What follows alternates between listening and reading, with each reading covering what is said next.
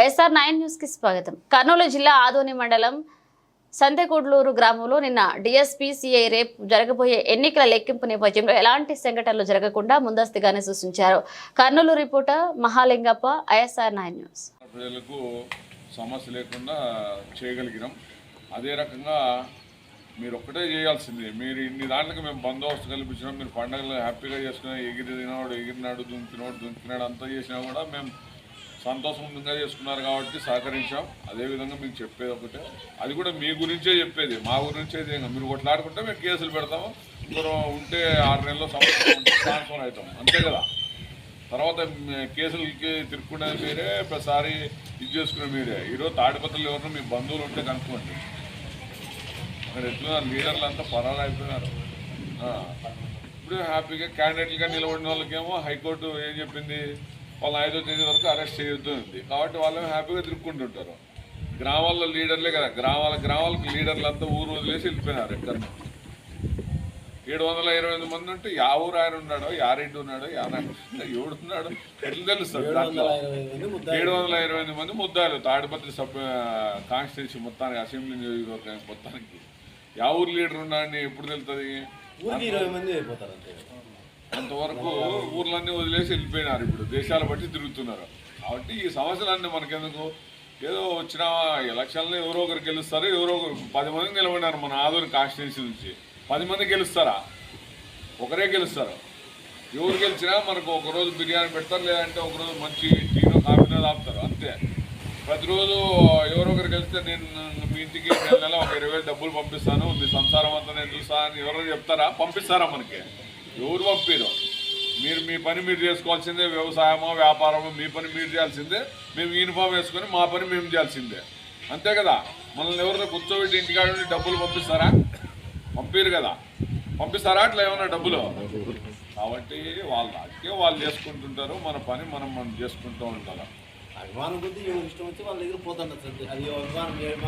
మీరంతా తిరిగినారు, ఆ రాజకీయ పార్టీకి ఇష్టం ఉంటే దాని వెనకబడి తిరిగినారు, దానికి ప్రచారం చేసినారు, అంతా చేసినారు, ఓట్లు వేయించారు. దగ్గరుండి ఓట్లకు రాని వాళ్ళందరినీ పిలిపించి చేయించి బ్రహ్మాండంగా 80% పైన పర్సెంటేజ్ చేయించారు. దానికి ఎప్పుడు మిమ్మల్ని మేము ఇబ్బంది పెట్టలే కదా. నువ్వు అట్లా తిరగద్దు, ఆ పార్టీ వెనకబడి తిరగద్దు, ఈ పార్టీ వెనకబడి తిరగద్దు అని మేము చెప్పలేము. మీ ఇష్టం, ఎవరు వెనకబడి అవుతుందో తిరుక్కోండి. మేము చెప్పేది ఒకటే, సమస్యలు పెట్టుకోవద్దు, కొట్లాటలు పెట్టుకొని కేసులు పెట్టుకొని కోర్టుల చుట్టూ పోలీస్ స్టేషన్ చుట్టూ తిరగద్దని ఒకటే మాట చెప్తాం.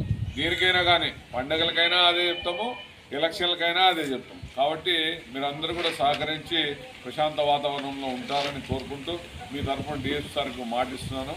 అందరికీ ఇక్కడ ఈ సమావేశానికి పిలిచిన వెంటనే ఇచ్చేసేందుకు మీ అందరికీ కూడా థ్యాంక్స్.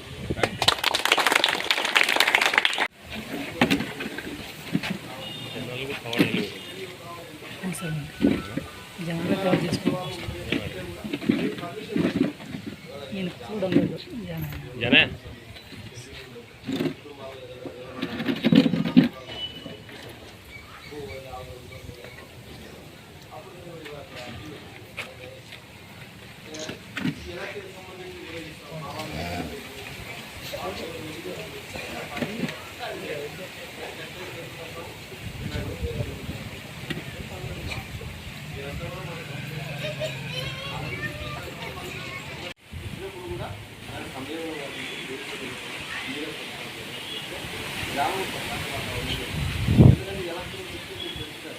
ఒకసారి ఎలక్షన్లో కోడ్ ఉన్నప్పుడు ఏదైనా నేరాలు పెడితే ప్రతి ఎలక్షన్ పిలిపిస్తారు వాళ్ళు. దానికి ఎంఆర్ ఇప్పటికే కొంతమంది ఎంఆర్ దగ్గర సంతకాలు పెట్టిస్తున్నారు కదా. ఎందుకు ఎలక్షన్ అప్పుడు బాగుంటాము, ప్రశాంత వాతావరణాన్ని అట్లయితే ఎలక్షన్ పాత్ర చాలా మంది సంతకాలు పెట్టిస్తారు.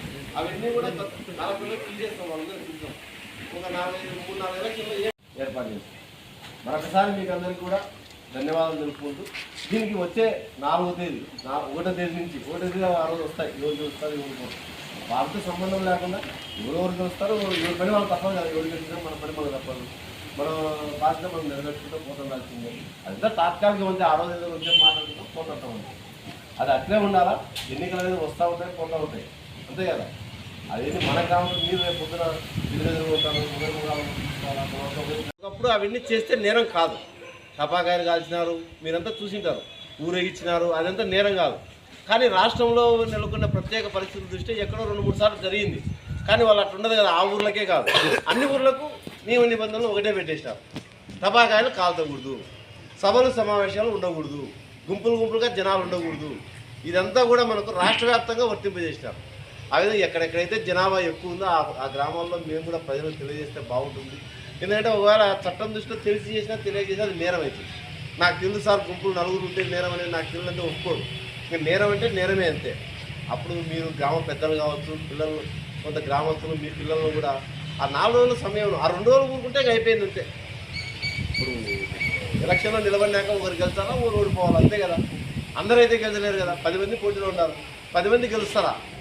దైవాధీనం అదృష్టం ఇవ్వకుండా వాళ్ళు గెలుస్తారు. ఊరు ఇద్దరు అందరు మీ 9 మంది ఓడిపోయేటోళ్ళే కదా, ఒకరే కదా గెలిచేది. 10 మంది పోటీలో ఉంటారు, మనకు ఒకరే గెలుస్తారు. కానీ ఎవరు గెలిచినా మన ఊరు మనము మన కుటుంబాలు మన ప్రాంతం ప్రశాంతంగా ఉండాలా.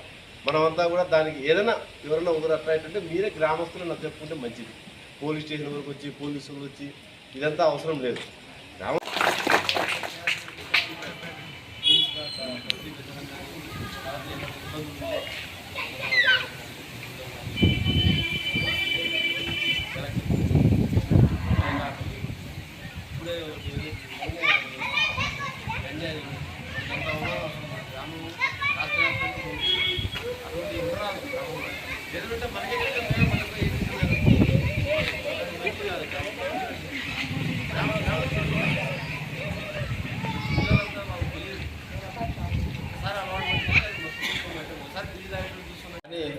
మీ గ్రామంలో నాయకులు అయితేనేమి గ్రామస్తులు అయితేనేమి అందరూ కూడా బాగా సహకరించి ప్రశాంత వాతావరణంలో ఎన్నికలు జరిగేటట్టు చేసినందుకు మరొకసారి పోలీస్ శాఖ తరఫున మీకు ధన్యవాదాలు తెలియజేస్తున్నాను.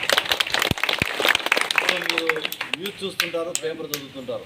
రకరకాల ప్రాంతాల్లో మనకు చాలా అల్లర్లు చెలరేగినాయి. తాడపత్రి అయితేనేమి, పల్నాడులో మాచర్లు అయితేనేమి, తిరుపతిలో అయితేనేమి, అది రకరకాల కారణాల వలన ఆ ప్రాంతాల్లో క్షణికావేశాలకు లోనైపోయి లాస్ట్ పరిస్థితి ఎట్లయిందంటే సామాన్య ప్రజలు బయటికి రాలేని పరిస్థితి ఏర్పడింది. ఆ విధంగా ఉన్నందువలన రాష్ట్ర వ్యాప్తంగా మనకు ఎలక్షన్ కమిషన్ కొన్ని నియమ నిబంధనలు ఏర్పాటు చేసింది. మనకు వచ్చే నెల 10వ తేదీ వరకు, అంటే జూన్ 10వ తేదీ వరకు కూడా సభలు కానీ సమావేశాలు కానీ గుంపులుగా ఉండడం కానీ గుంపులుగా టౌన్లోకి రావడం కానీ, ఎందుకంటే అవన్నీ మీకు తెలియవు. ఏదో 10 మంది వస్తారు టౌన్లోకి.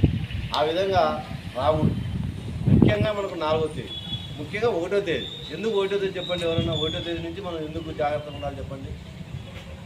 మనకు చివరి దశ ఎన్నికలు. భారతదేశంలో 7 దశల్లో ఎన్నికలు జరిగినాయి. మనకు 4వ దశ జరిగింది.